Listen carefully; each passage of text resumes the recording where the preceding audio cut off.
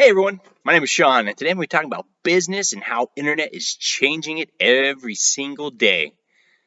Now, this sounds cliche, but the internet is changing business.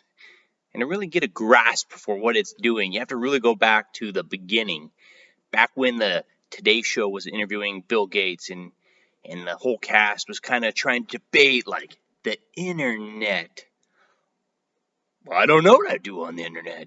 And they were just kind of going back and forth with Bill Gates, and Bill Gates is trying to explain the dream, the concept of the internet, and it was beyond them. And back in that time, it was beyond me as well. I didn't have a computer, didn't have anything, so it really didn't make sense. And that was the beginning, and that was the time when the people that grasped the idea became millionaires, billionaires, and then it started to progress. And then, people like BlackBerry were the king of the mountain. And, they're the top of the game. And they had, 90+% of the business market share because they had this super encrypted, super user-friendly phone. But it really wasn't. It had keys and buttons, and to get an app took an act of Congress.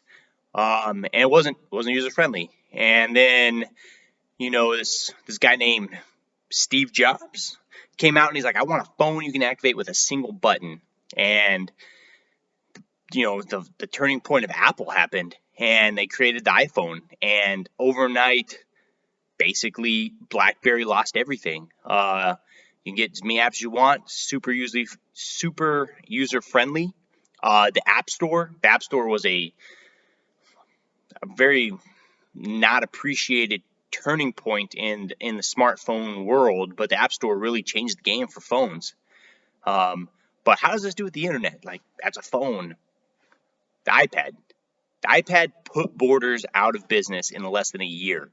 Was it because iPads came preloaded with every book in existence? No. But iTunes and the internet and the switch from reading paper books to reading online via this little touchscreen device that was, revolutionary, took a monster of a bookstore under. And it was just a change in technology. And what caused that change in technology to take that bookstore down? The internet. Now we're getting closer to the subject, right? Okay, the internet, it took down a bookstore. Books, nobody goes to the library anywhere. Well, then you look at Sears, Kmart. What toppled them? Amazon. Amazon is toppling lots of businesses. At the same time, it's making lots of millionaires, fulfilled by Amazon. People that jumped on board to this e-commerce world early the early adopters have taken it, and they've taken a huge market share, and they're making lots of money doing a thing that they love. And, that cycle is continuing, and who was the original Amazon, in my opinion? Sears. The Sears catalog was Amazon of today. If Sears would have taken Amazon seriously, or taken e-commerce or the internet seriously, they could have taken their Sears catalog. You could buy a house in the Sears catalog. A house, like a cabin that just shows up to your lot. Amazon's just getting there. The Sears catalog was insane. All they had to do was take it online. And then the touch that Amazon had was allowing people to sell their own products as well. But Sears could have adapted that. They were out there actively finding new stuff for their catalog. They could add it, make it better. The only difference was they thought that they were safe. They thought that, we have so much of a customer base that some little internet site can't take us down. Well, turns out Lowe's now sells Craftsman. I don't know if there's a Sears in existence. Maybe there are. I haven't seen any in a while. But they're not the big, huge powerhouse they used to be.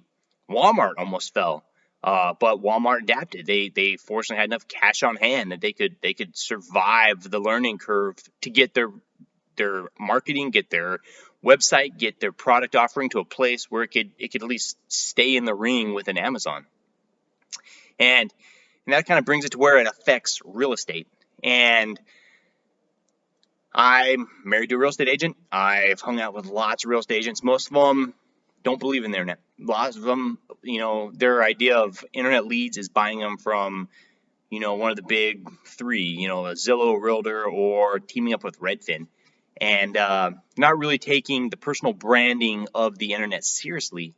And I feel like this is going to be a fairly large mistake. You look at the market share that Redfin is taking each year. The company is growing like a wildfire, and they're doing it because they can afford to hire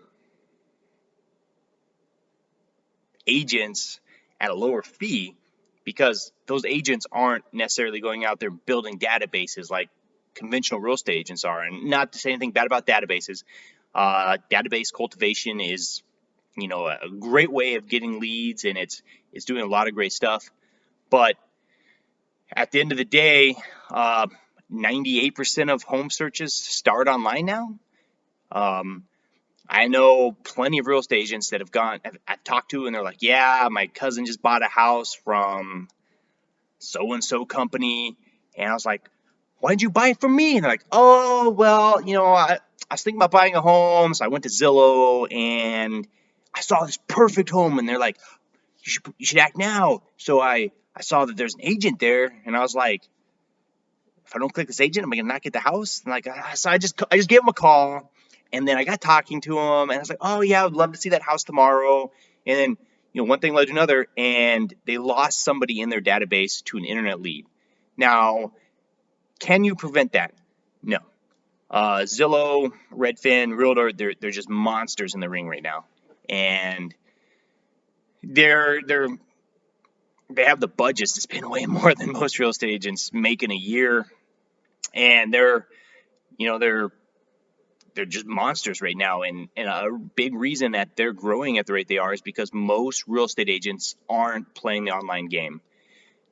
Marketing companies, you don't see a giant powerhouse marketing company that has 98%, they don't have 60% of the people out there. Why?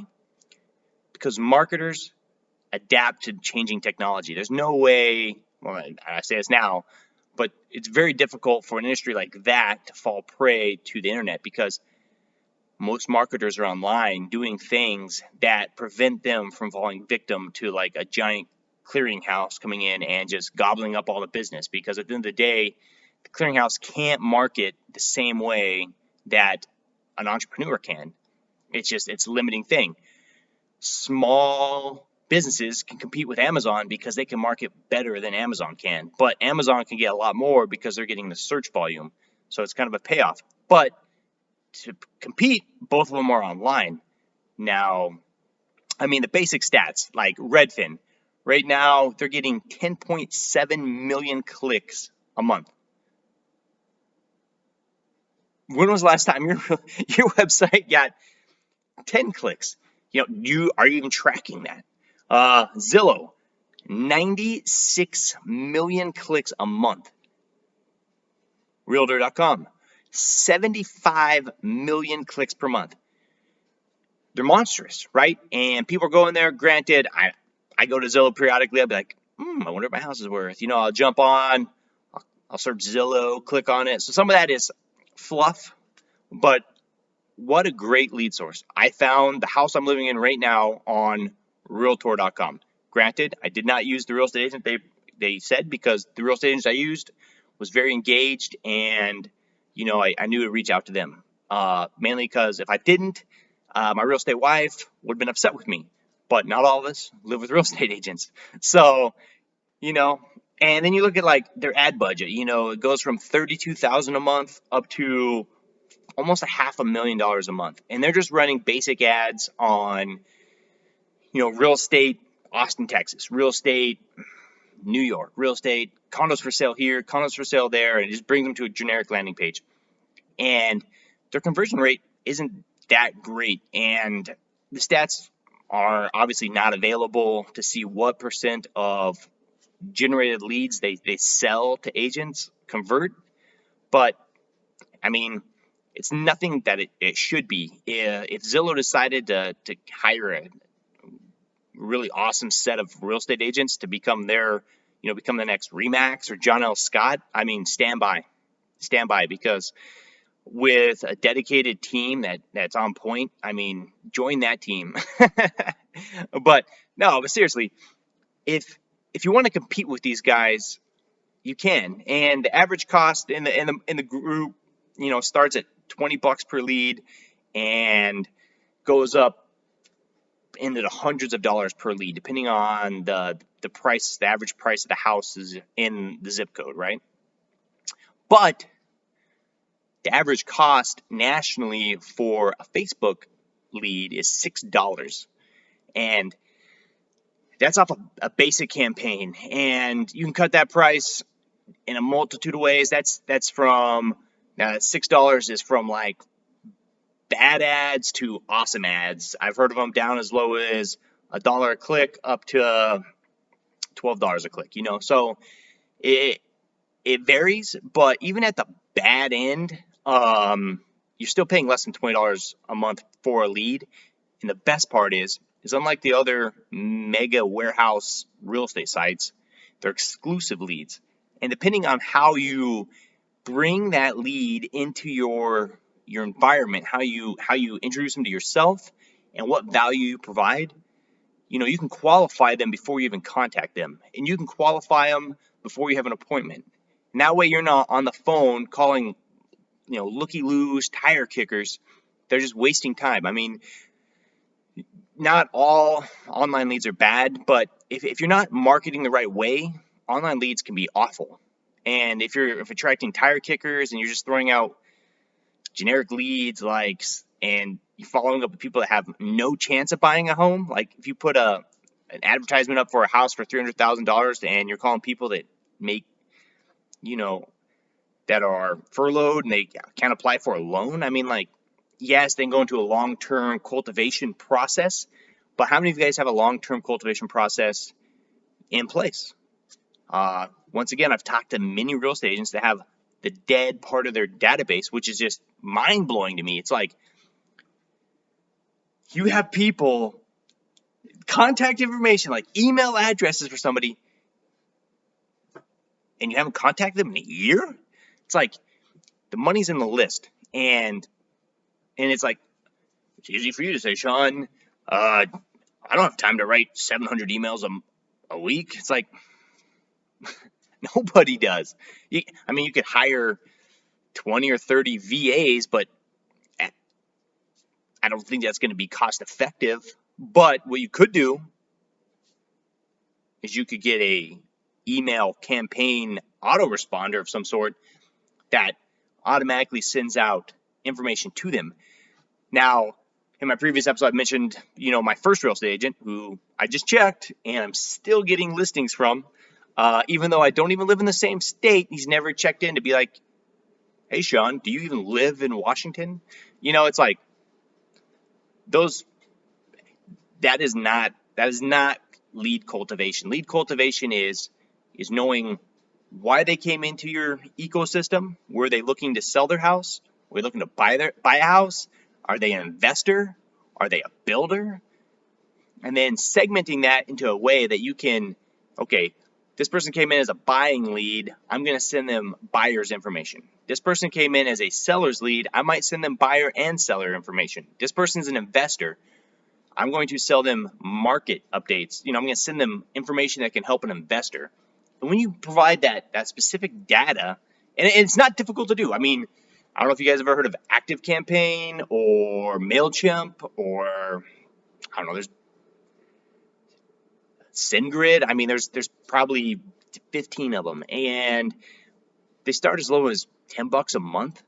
And you just set up a simple campaign and you can send them out. It's that simple. But, that's the power of the internet. And the fact that most real estate agents will just sit back on their heels and say, I'm going to stick strictly to in-person lead generation is kind of scary, in my opinion. And it might work out. But if you look at the trends, every year, entire industries are toppled by the internet. I came from the industrial sales world, right? And we had awesome stuff, and we thought we were untouchable. Then this little company called Automation Direct came out, and everybody's like, I don't know what that is.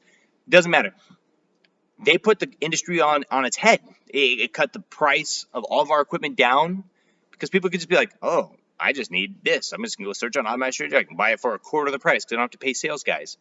And it's like, and then I get the call like, oh, this is horrible. It's like, yeah, that's not right. Why did you buy something that you didn't know anything about? And that's why you are important.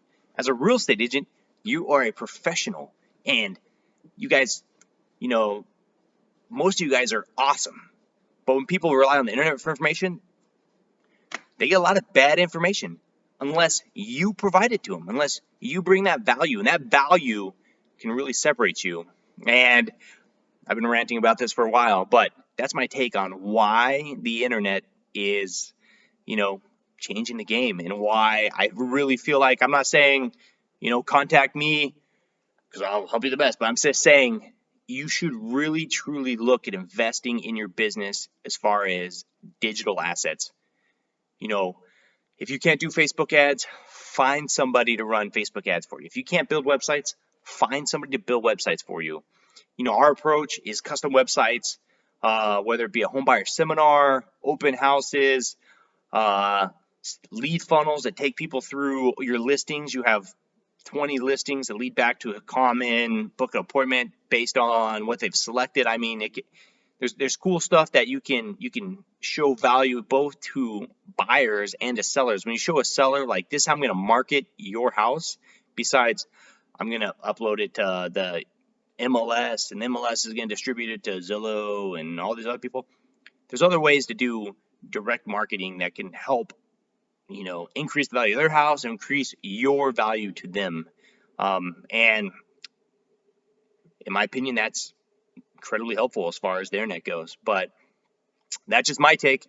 Really appreciate you guys listening today. Hope I didn't run too long. I put some links below if you have any more questions about the internet and what your first or second or third step should be if you're thinking about moving online or want to actually get some digital assets. I'd be more than happy to get on the phone with you and talk you through it. I mean, like I said, strictly here to help. But if you like this episode, go ahead and hit the like button and subscribe because the content's going to continue to roll. I'm out here trying to build my channel. I'm having a great time at it. I call this my midnight hour burn because I do this in the evening hours because I feel like my creativity really runs at this time of night. And I hope you guys have a great one. See you around.